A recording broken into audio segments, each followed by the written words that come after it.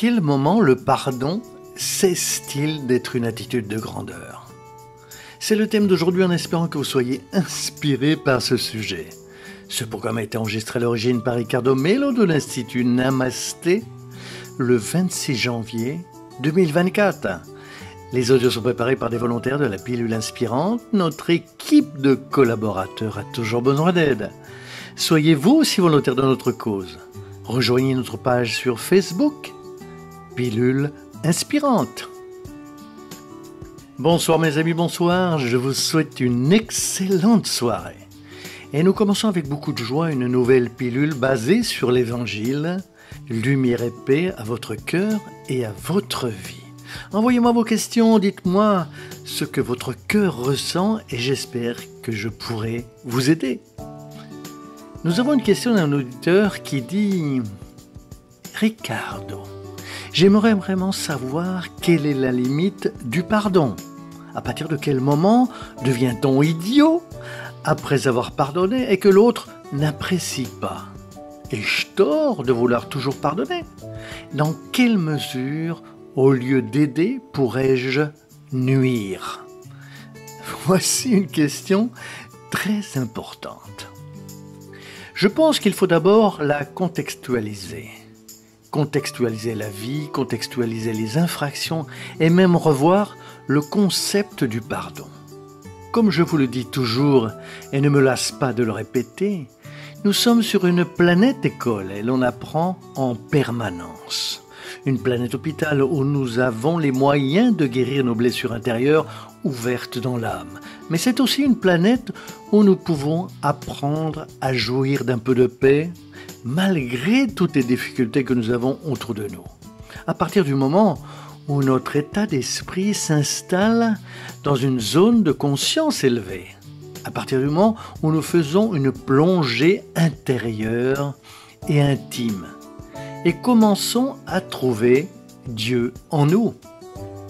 Le vieil homme met sa paix à l'extérieur. L'homme nouveau met sa paix à l'intérieur. Le vieil homme essaie de contrôler la souffrance et tout ce qui peut aller mal de l'extérieur.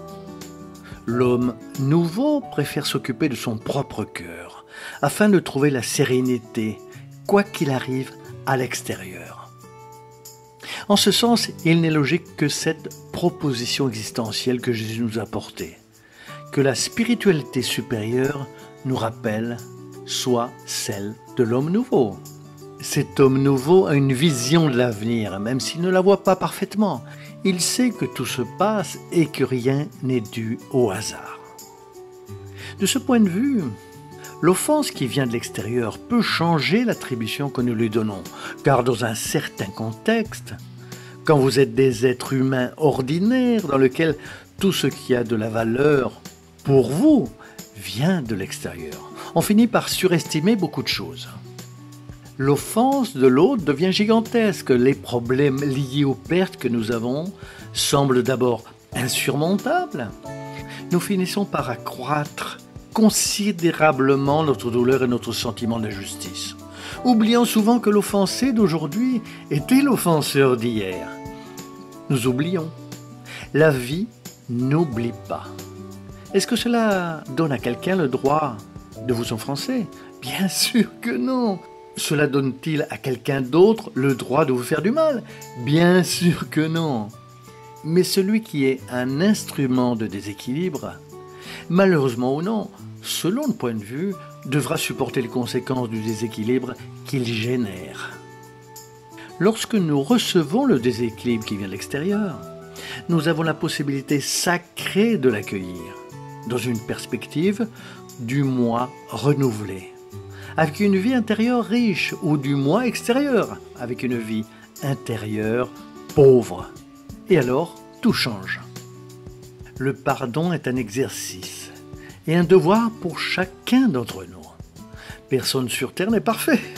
Aucun d'entre nous n'en sort indemne sans faire d'erreur. Revenons à la question de savoir ce qu'est le concept du pardon. Pardonner, selon ce que Jésus nous montre dans l'Évangile, ce n'est pas vouloir de mal à ceux qui nous ont fait du mal. Pardonner, ce n'est pas faire comme si les gens n'avaient rien fait de mal. Il ne faut pas tout confondre. Pardonner n'est pas nécessairement oublier. Et vous n'avez pas de problème de mémoire. Ainsi, pardonner, c'est savoir qu'une personne a souvent été malheureux dans ses paroles, malheureux dans son attitude. Peut-être qu'elle n'aurait pas dû faire ce qu'elle a fait. Mais on respecte cet être spirituel qui est endormi et qui se réveillera un jour. Parfois, cela fait mal au cœur, mais il faut mieux guérir cette douleur par la prière. Et par la prière en allant de l'avant, même si l'erreur n'est pas niée. S'il faut dire ce que l'on pense, on le dira. S'il faut parler et prendre position, en montrant à l'autre ce qu'il a causé dans nos cœurs, nous le ferons, mais avec sagesse, sans vouloir de mal à celui qui nous a attaqués.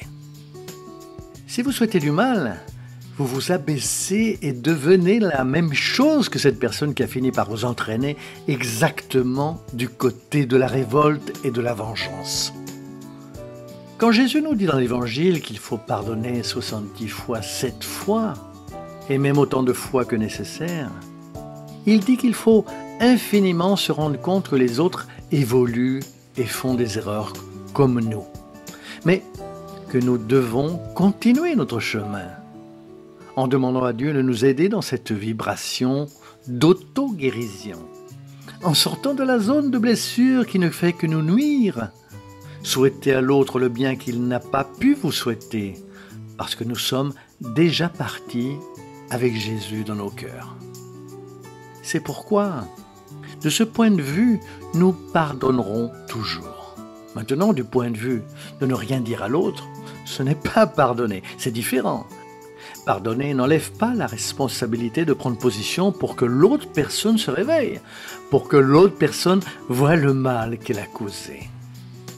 Qu'elle veuille recevoir ses conseils, qu'elle soit ouverte à votre discours ou non, c'est le choix de l'autre, ce n'est pas votre problème. Mais la façon dont vous parlez, que vous parlez ou que vous ne parlez pas, que vous émettez des vibrations de colère ou de compassion, c'est votre problème. L'autre a ses problèmes et vous avez les vôtres. Il faut en être conscient. Alors, pensez-y. À bientôt mes amis, à très bientôt.